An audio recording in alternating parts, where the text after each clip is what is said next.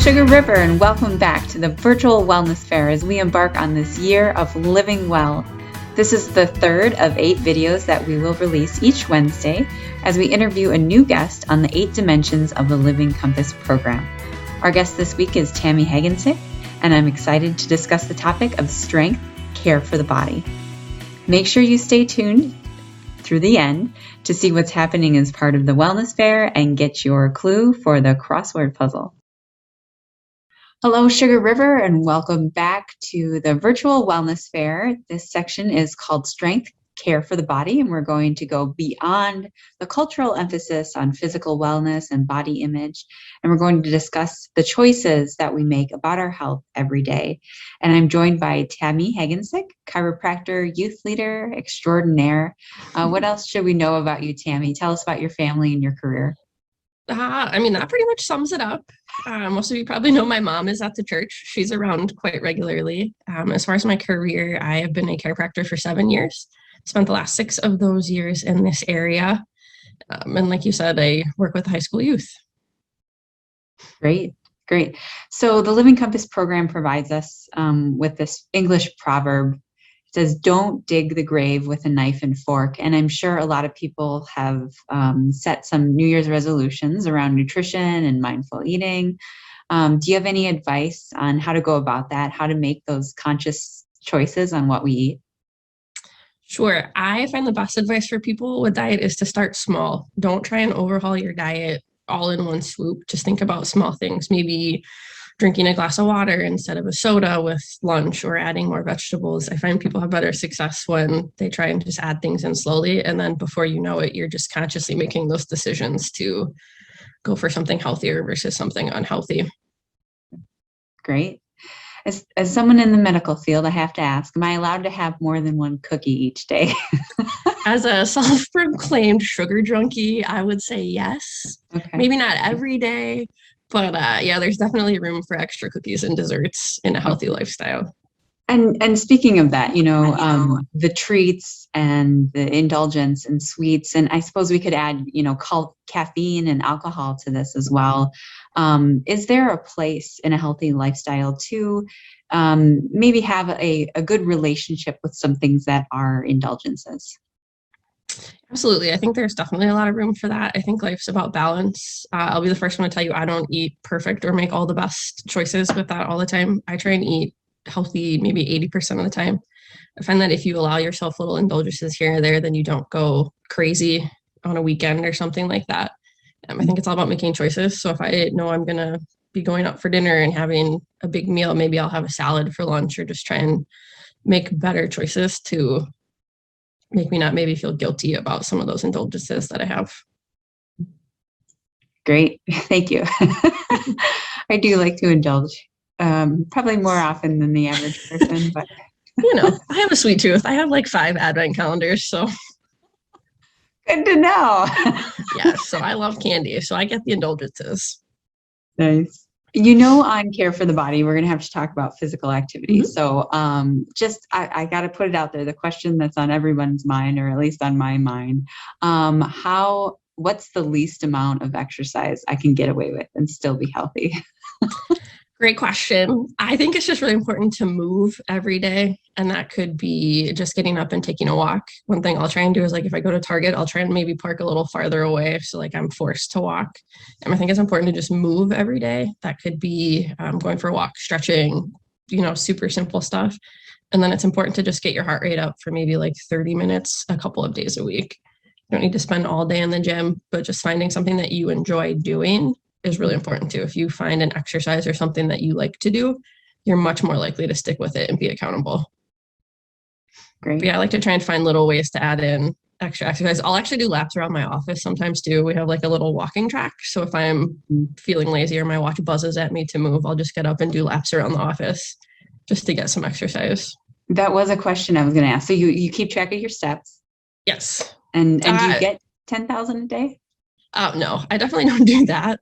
Admittedly, I never kept track of steps until my brother got me one of those watches that did. And I use it mostly for running, but it'll buzz at me throughout the day if I don't move enough. So that's also a good reminder to get up and move and just get the blood flowing a little bit. Mm-hmm. But no, I definitely don't hit 10,000 steps every day.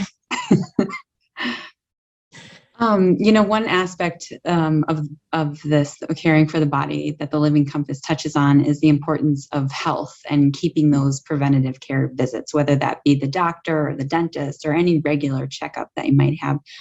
For the person that sees those as kind of a time suck, or maybe I'll get to it someday, what advice do you have for them? My mom will tell you I am probably the worst person to ask for this because I will always put appointments off. I am not great about it. But one thing that I've really done in the last couple of months is I pick like one area a month that I'm going to make sure I go to that appointment.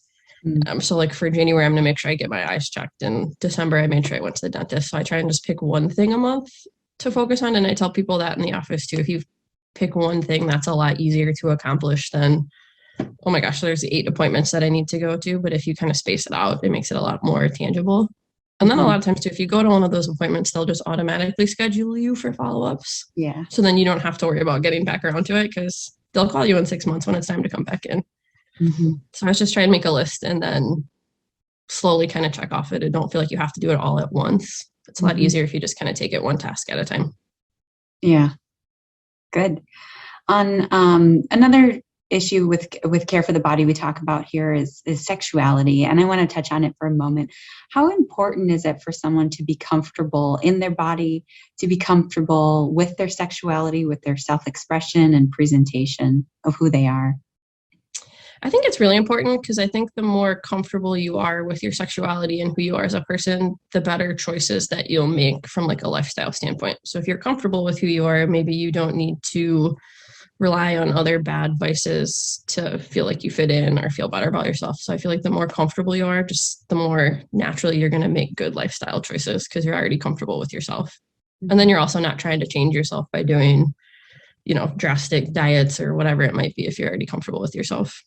In your work with youth, how do you encourage them to be comfortable in themselves, in their body, and how they express themselves?